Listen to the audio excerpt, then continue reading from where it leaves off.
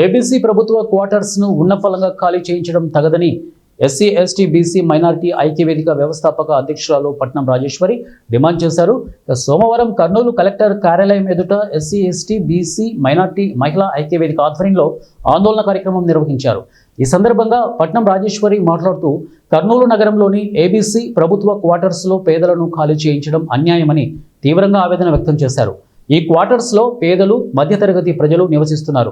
వీరికి సొంత ఇల్లు కూడా లేవు. కొంతమంది చేసిన తప్పిదం వల్ల నిర్దోషులైన పేదలను ఖాళీ చేయించడం ఏ విధమైన న్యాయం కాదు.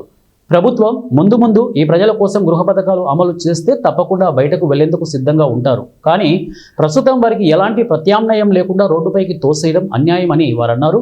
ప్రస్తుత విద్యా సంవత్సరం మార్చి వరకు గడువు ఇవ్వాలని, లేదంటే కనీసం టిడ్కో గృహాలను లబ్ధిదారులకు అందించేంత వరకు గడువు పొడిగించాలని ఆమె డిమాండ్ చేస్తారు.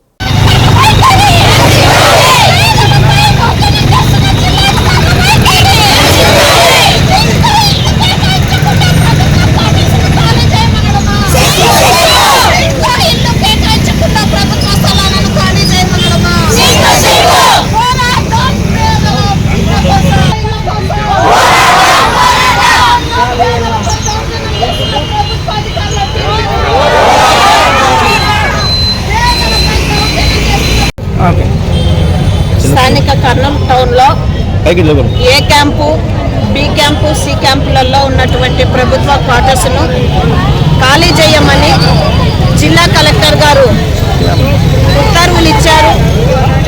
అయితే గత వారము ప్రజా వినతుల పరిష్కార వేదికలో జిల్లా కలెక్టర్ను కలిసి గడువు ఇవ్వమని చెప్పేసి కాలనీ వాసులందరూ కూడా, ప్రభుత్వ క్వార్టర్స్లో కాలనీ వాసులందరూ కూడా కోరడం జరిగింది.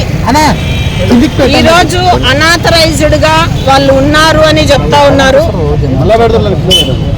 అనాథరైజ్డ్ గా ఉన్న వాళ్ళతో మీరు ఎందుకు ఓట్లు వేయించుకున్నారు అని మేము అడుగుతా ఉన్నాం.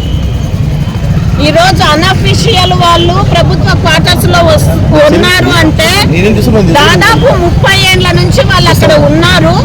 R&B డిపార్ట్మెంట్ నిద్రపోతుందా అని అడుగుతా ఉన్నాం. మేమైతే దౌర్జన్యంగా తాళాలు బగలగొట్టి, వాకిళ్ళు బలగొట్టి R&B క్వార్టర్స్ లో చేరాల. అవి పురాతనమైనటువంటి వాకిళ్ళు లేకుండా కనీసం దాంట్లో పందులు అటువంటివి కూడా జీవనం చేయనటువంటి క్వార్టర్స్ లో పేదలు ఇంటిపాడిగా కట్టుకోలేక దాంట్లోకి వెళ్ళి చిన్న చిన్న మరమ్మతులు చేసుకొని ఈరోజు జీవనం చేస్తూ ఉన్నారు. ఈరోజు పిల్లలను దగ్గర బళ్ళకు దాంట్లో అడ్మిషన్స్ చేయించుకోవడం జరిగింది. అకాడమిక్ ఇయర్ మధ్యలో మీరు ఖాళీ చేసి వెళ్ళిపోండి అంటే ఈ విషయాలన్నీ కూడా గత ప్రజా